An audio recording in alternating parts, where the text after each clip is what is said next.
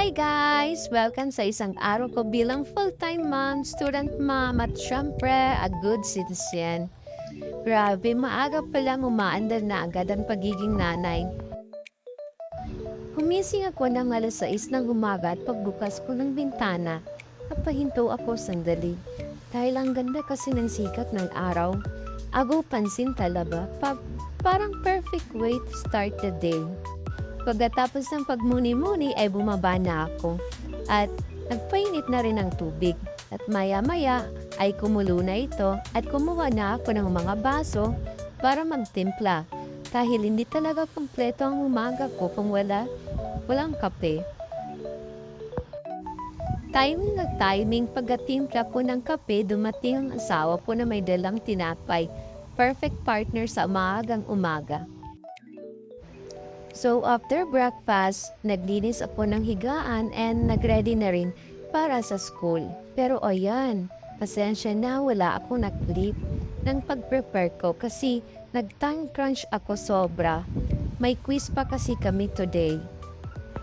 So yun na nga, pagpasok namin sa classroom, umupo ako at nag-review muna habang naghihintay kay ma'am.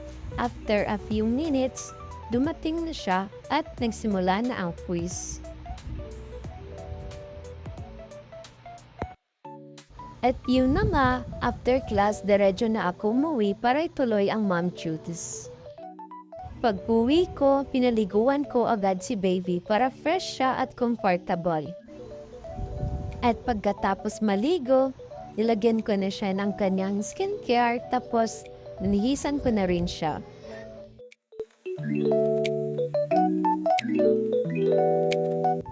Maya-maya at pinagkain ko na siya para sa tanghalian. After niyang kumain, pinatulog ko na siya para makapaglinis ako.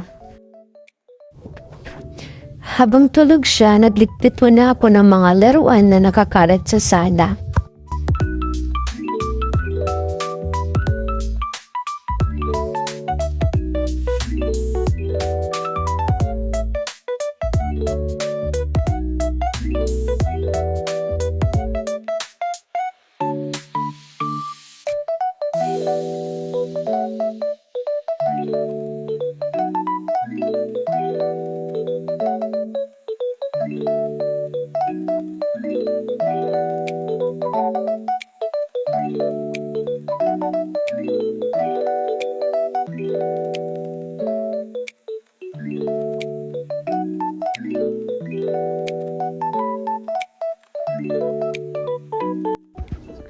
Sunod, pumunta ako sa labahan para paghiwanayin ang mga damit.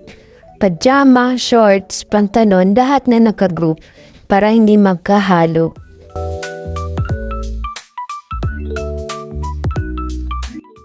At naglinis na rin ako ng mga kalat. Then, pagkatapos ko dun sa mga labahan, diretso na ako sa cabinet para ayusin ang mga damit namin ng asawa ko. Grabe, sabog na pala yung mga tupian.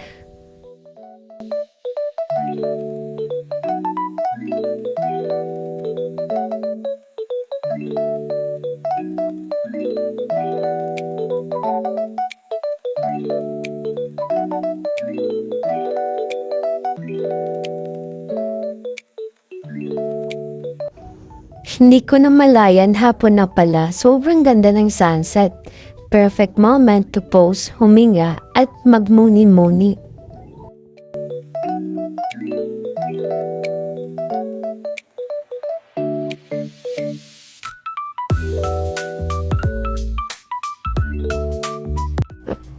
Pagkagising ng baby ko, bonding time naman. Naglaro kami, tumawa, nagkulitan kahit pagod ako, nawawala lahat ng stress pagkasama ko siya.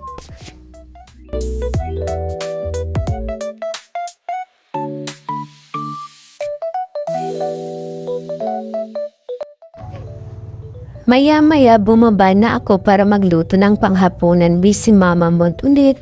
At ayan na nga, naghiwa-hiwa na ako ng mga talong, kamatis, dahon ng sibuyas.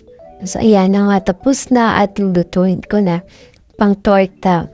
Dahil yan ang ulam namin for today, for tonight. Charot. Yan na. Very masarap.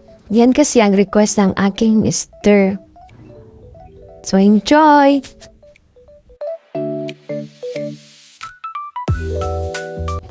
So yun na nga, tapos ko na lahat lutuin ng aming ulam ngayong gabi. Tamang-tama pagkatapos ko magluto, dumating ang asawa ko na may dalang Jollibee. Hindi ko in-expect na may pa-reward pa siya. Ang sarapan sa pakiramdam na may partner kang responsible at mabait. Super thankful talaga ako.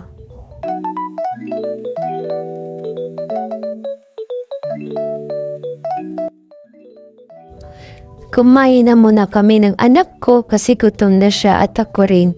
Hindi na kami nasabayan ng asawa ko dahil kailangan niya pang bumalik sa shop para sa buyer na dumating. After kumain, nagligpit na rin ako. Hindi ko na na-feel kasi nakalimutan ko na. Mom brain, pagkatapos ng lahat, naghilamos na ako at nag-skincare para finally makakapagpahinga naman. So, yun na nga, ginamit ko na ang aking mahiwagang papaya soothing gel. Yan naman ang nagpapakirin sa mukha ko. Charot. So, very recommended. Ilang minuto pa dumating na ang asawa ko. Nagbanding muna kami sa gate habang gising pa si baby. Maya-maya ay nag-request si Mr. na hilutin ko daw yung hita niya at syempre hindi nagpapahuli si baby. Sumali pa talaga siya. Ang sayali ng mga ganitong little family moments. Hanggang sa antok na si baby at ayun tulog na siya. Napakaganda ng buwan, ang sarap lang pagmasdan. Kinabukasan, ipapakita ko ang aking community service activity, isang simpleng clean-up drive sa aming lugar. Ang paglilinis ng paligid ay isa sa pinaka-basic pero pinakamahalagang community activity. Simpleng pagwawalis at pagtatapon ng basura sa tamang lagayan, nakakatulong tayo para maging mas maayos, ligtas at maganda ang ating komunidad. Ang community service ay maliit na hakbang pero malaki ang magiging epekto nito. Kung lahat tayo ay gagawa ng kahit simpleng bagay para sa kapakanan ng komunidad, mas magiging maayos, mas malinis at mas maunlad ang lugar na ating tinitirahan. Para sa akin, ang pagiging good citizen ay nagsisimula sa simpleng paraan, ang pagtulong at pakikilahok sa mga gawain na nakakatulong sa mga tao sa ating paligid. Ang community service ay hindi lang responsibilidad, isa rin itong paraan para ipakita ang malasakit at pag-aalaga sa ating komunidad. Kahit maliit na gawain basta ginagawa ng tapat at may malasakit, malaki na ang epekto. Sa simpleng gawain ito, kapagtanto po na ang pagiging mabuting mamamayan ay hindi lang tungkol sa pagsunod sa batas.